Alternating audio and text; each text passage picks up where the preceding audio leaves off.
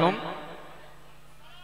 জামিয়া রহমানিয়ার ইসালাস সাওয়াবের আগত সকল মেহমানকে অল ইন্ডিয়া সুন্নাতুল জামাতের জামাত পরিবারের পক্ষ থেকে ওয়েলকাম জানানো হচ্ছে।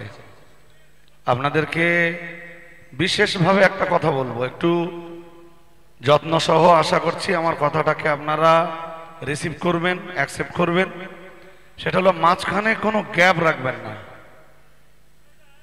মাঝখানে আপনার সামনে যেন কোনো গ্যাপ না থাকে প্লিজ। যেটুকু গ্যাপ আছে, জামিয়া রিসালাস সাওয়াবের কন্ডিশন আপনি জানেন, সুতরাং সবসময় পিছনের ভাইদের জন্য বসবার জায়গা ছেড়ে সামনের গ্যাপগুলোকে আপনি আগে ভর্তি করে নেন। একদম কারোর সামনে জায়গা থাকবে না, পিছনের মানুষের জন্য জায়গা ছেড়ে দেন। আলহামদুলিল্লাহ ওয়াসসালাতু আলা নবিয়িনা আম্মা বাদ। قال الله تعالى في قرآن العظيم فأعوذ بالله من الشيطان الرجيم قل إني أمرت أن أعبد الله مخلصا له الدين وقال النبي صلى الله عليه وسلم قال فإنه جبرائيل آتاكم يعلمكم دينكم أو كما قال عليه الصلاة والسلام। প্রিয় হাজিরিন, আমি আপনাদের সম্মুখে একটি আয়াত পড়েছি এবং একটি হাদিসের টুকরা পড়েছি। সময় সংক্ষিপ্ত, আমি আপনাদের একটু ধারণা দিতে চাই যে আমরা ইসলাম ধর্ম মানি, আমরা ঈমানদারওয়ালা, আমাদের দিনটা কেমন আমরা পালন করছি, দিনটা আসলে কি। আমরা জানি সূরা কোরআন শরীফে সূরা ফাতিহা আছে, সূরা ফাতিহাকে কোরআনের মা বলা হয় উম্মুল কোরআন, কেন 30 পারা কোরআনে যা আছে তার যে ভাব অর্থ, টোটাল ভাব অর্থটা সূরা ফাতিহার মধ্যে প্রকাশ করা হয়েছে। ঠিক একটি হাদিস আপনাদের সম্মুখে রেখেছি, হাদিসে জিবরিল যেটা বলা হয়, এটা মিশকাতে 2 নম্বর হাদিস, মুসলিমের 1 নম্বর হাদিস এবং বুখারীর 50 নম্বর এবং 4777 নম্বর হাদিস। এটি রাসূল পাক সাল্লাল্লাহু আলাইহি সাল্লামের কাছে জিবরাইল আসলেন। লং হাদিস, আমি জাস্ট যেটুকু প্রয়োজন সেটুকু কোট করছি। জিবরাইল আসলেন, যেটাকে উম্মুল হাদিস বলা হচ্ছে, সমস্ত হাদিসের মা, অর্থাৎ টোটাল রাসূল তার 63 বছর জিন্দেগিতে যা কথা বলেছেন সমস্ত কথার গুলোকে আমরা আহলে সুন্নাত ওয়াল জামাতের মতে হাদিস বলি। সেই হাদিসের নির্যাস এই হাদিসে জিবরিল। রাসূল পাক সাল্লাল্লাহু আলাইহি ওয়াসাল্লামের কাছে জিবরাইল আসলেন এবং 3টে কোশ্চেন করলেন, 3টে বিষয় শিক্ষা দিলেন। 1 নম্বর হচ্ছে ইসলাম কি, মুসলিমের বর্ণনায়। 2 নম্বর ঈমান কি, 3 নম্বর ইহসান কি। বুখারীর বর্ণনায় এসে প্রথম ঈমান কি, তারপরে ইসলাম কি, তারপরে ইহসান কি। হাদিসের লাস্ট একদম জাস্ট রাসূল বলছেন ফাইন্নাহু জিবরাইল আতাকুম ইয়াল্লিমুকুম দীনাকুম, তিনি হচ্ছেন জিবরাইল, যিনি এসেছেন তোমাদেরকে দ্বীন শিক্ষা দেওয়ার জন্য। তাহলে আমরা যারা ইসলাম মানি, ইসলাম হচ্ছে কি জানি আমরা, 5টা জিনিস নিয়ে ইসলাম বলা হচ্ছে হাদিসে জিবরাইলি: ঈমান, নামাজ, সালাত, যাকাত এবং হজ। 5টা নিয়ে ইসলাম বলা হয়েছে, তারপরে ঈমানের বর্ণনা দেওয়া হয়েছে। আজকে আমাদের সমাজে ঈমানদারের অভাব নাই, আজকে আমাদের সমাজে মুসলমানের অভাব নাই, আজকে আমাদের সমাজে আলেমের অভাব নাই, আজকে আমাদের সমাজে পীরের অভাব নাই। কিন্তু ভাই, অভাব পড়েছে দিনওয়ালা মানুষ, দিনওয়ালা ঈমানদার, দিনওয়ালা হাফিজ, দিনওয়ালা আলিম, দিনওয়ালা পীরের অভাব পড়েছে সমাজে।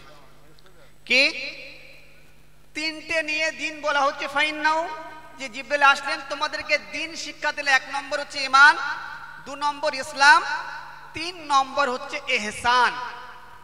আমরা জানি আমাদের মধ্যে নামাজ আছে, রোজা আছে, হজ যাকাত সব আছে, কিন্তু এই ইহসান জিনিসটা আমাদের সমাজ থেকে বিলুপ্ত প্রায়। ইহসান কি? জিবরাইল জিজ্ঞাসা করলো রাসূলকে, রাসূল ফাখবিরনি আনিল ইসলাম, আপনি আমাকে ইসলাম সম্পর্কে বলুন।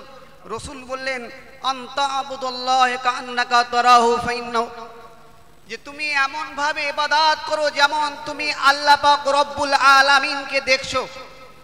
প্রিয় ভাইরা, আজকে আমাদের সমাজে আমরা যে তরিকা আমল করি, জিকির মাহফিল যেটা আমরা করি, ইলমে মারিফাত যেটাকে বলি, যেটাকে ইখলাস বলি, তাসাউফ বলি, আজকে আমাদের সমাজে এই তাসাউফ ওয়ালা মানুষের অভাব পড়েছে। নামাজ আছে আমাদের সমাজে, কিন্তু সে নামাজ জাস্ট আনুষ্ঠানিকতা, কিন্তু নামাজের যে মেন রূহ, নামাজের যে মেন রূহ যেটা হচ্ছে ইহসান, ঈমান, নামাজ এমন ভাবে পড়া আনতাবুদাল্লাহ কাআন্নাকা তারাহু, যে তুমি এমন ভাবে ইবাদত করছো যেন আল্লাহকে তুমি দেখছো।